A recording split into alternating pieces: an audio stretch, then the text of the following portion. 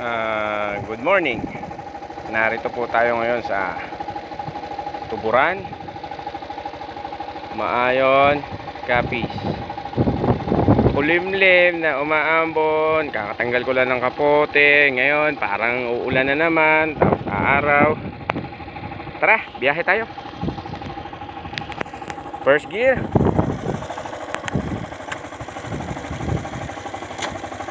First gear lang para bagal ang takbo, safe ang biyahe. Kahit naka 200 ako, baka isipin nyo 100, 200 yan. Ginagawa, under construction yung tulay. Yung tulay, yung kalsada.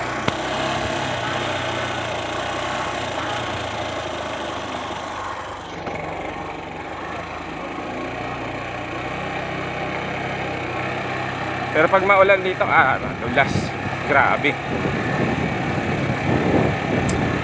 Yan, diba?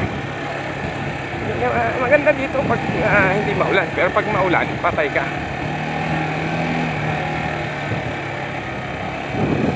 Diba? Sa paligid-ligid ay puro bundok. Tapos ang bundok dito, tinatamnan ng mais. Ano ba yung mais sa English?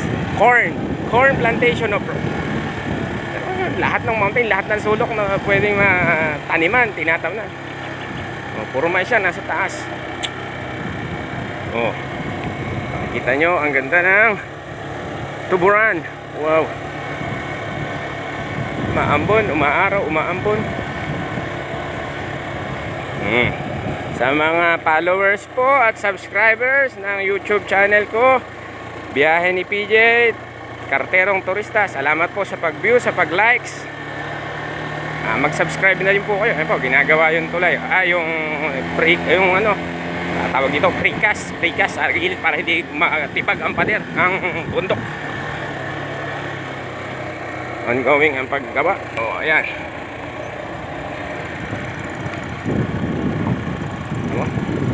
Dito ho, ang mga motorsiklo, nagkakarga ho sila, habal-habal tawag. Nagkakarga ho sila kahit 4 na angkas. Driver, nakaupo na sa tangke. Yan po ang natural na lang ditong tanawin. Ayan, ganda ng view.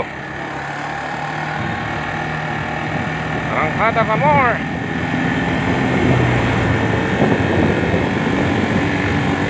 Nasa first gear po tayo para safe ang takbo natin. Tayo kumukuha ng video para sa aking vlogger. Vlogger. Basta yun yan. Tagalog ako. Vlogger. Second gear, para medyo mabilis.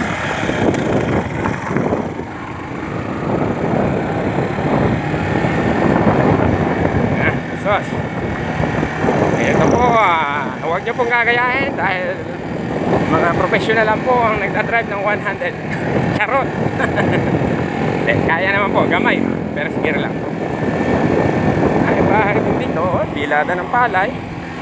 Yan. Kasi kakahan nila ako ng palay, susunod nila yan. Palay ulit. Meron pang hindi naan eh. Pero ang view sa Tuburan.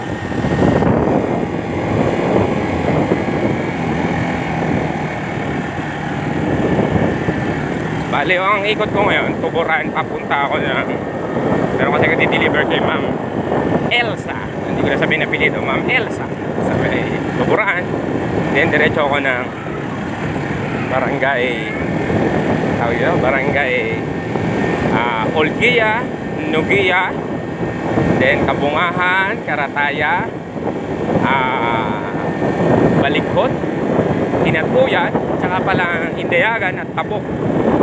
10 hanggang 15 barangay araw-araw na papasok natin. Parang rice terraces din, mapapansin nyo, ang galing nila. Yung bundok na hindi sa bababa, padalistis or stretch, ginawa nilang level. Nakita mo yun, 4 ang sakay.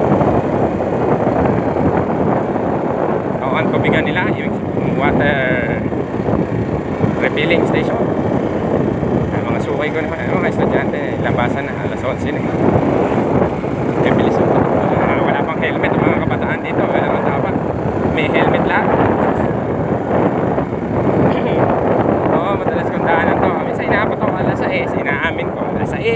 matagal na 6:30, alas 7.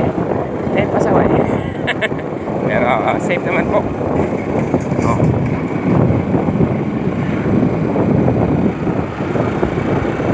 Tuburan, Barangay Hall. Ito naman, Tuburan National High School. Ito mga naka-blue ang banda. Okay man halos ng uniform dito. Sa Rojas City. Papunta ko itong diretso nito papuntang Manayupit, Aglimokon. Ito papunta to na papunta na to sa Tabok. 8 barangay na sa Tabok na ako.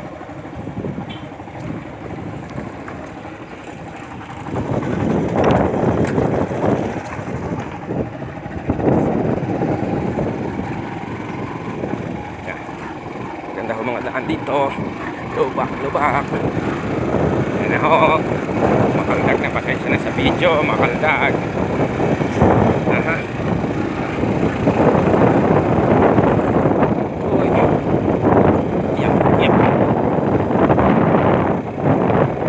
Dahil po hindi pa sementado lahat ng kalsada dito sa Mahaya. Meron pa under construction. Pero meron namang maganda na tulad na East at West Villa Flores.